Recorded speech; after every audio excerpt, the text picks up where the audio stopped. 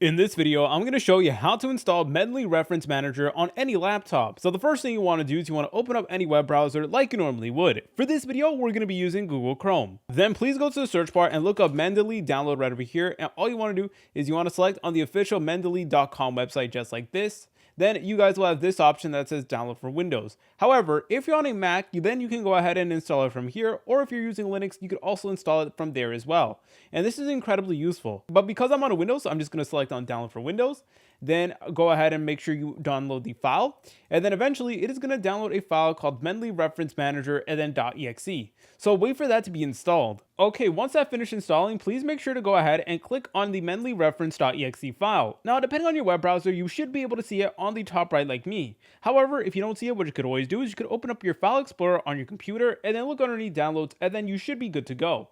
Anyways, just go ahead and click on that file right over there, and then eventually it is going to bring you a pop-up that looks like this. Press on next, press on install, and now wait for Mendeley Reference to be installed. Once that is done, please go ahead and press on finish. And then afterwards, it is going to take you to the Mendeley Reference login page. So go ahead and type your email. And if you haven't made a Mendeley account, please go ahead and make one. But it's incredibly easy. All you need to do is enter in a password and you should be good to go. But anyways, I already have an account, so I'm just going to go ahead and sign in. But again, it's really easy creating an account. It doesn't really take up that much time. Okay, then afterwards, it is going to bring you to the official Mendeley Reference Manager. And then from here, it is going to walk you through like a little bit of a tutorial if it's your first time ever downloading it. And then from here, you guys are able to go ahead and start citing sources and stuff like that. And in general, make citation significantly easier and more efficient. If you guys found this video helpful, make sure to leave a like and subscribe. I'll see you in the next tutorial.